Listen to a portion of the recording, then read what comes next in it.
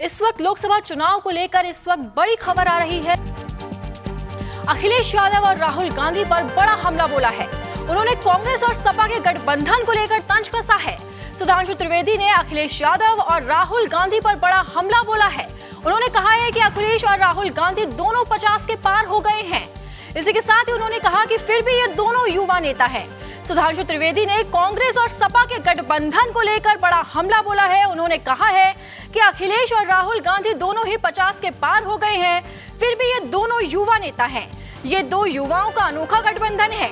इसी के साथ ही सुधांशु त्रिवेदी ने राजीव गांधी का भी जिक्र किया।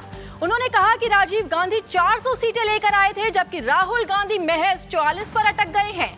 इसी के साथ ही उन्होंने अखिलेश यादव पर तंज कसते हुए मुलायम सिंह यादव का भी जिक्र किया है। सुधांशु त्रिवेदी का कहना है कि मुलायम सिंह पहले कई पार्टियों को पलट दिया था और 2012 में स्पष्ट बहुमत से अपनी सरकार बनाई थी, लेकिन अखिलेश यादव ने उस सत्ता को खो दिया और महज 57 सीटों पर आकर सिमट गए हैं।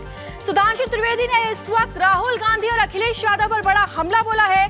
उन्होंने कहा है कि अखिलेश और राहुल गांधी दोनों ही 50 के पार हो गए हैं, फिर भी ये दोनों युवा नेता हैं। इसी के साथ ही उन्होंने ये भी कहा कि ये दोनों युवाओं का अनोखा गठबंधन है।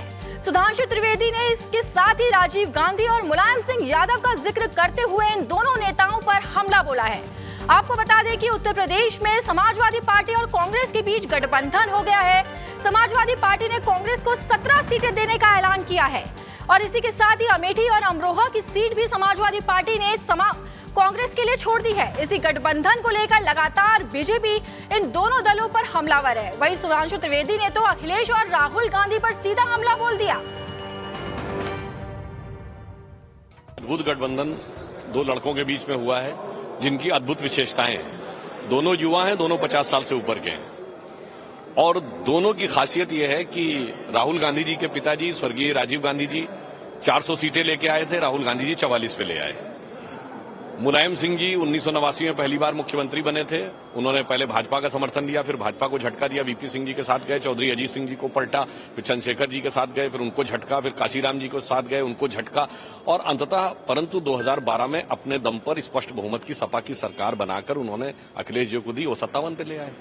तो इन लोगों का भविष्य क्या होगा, ये इनके इतिहास की जुबानी खुद ही दिखाई पड़ता है।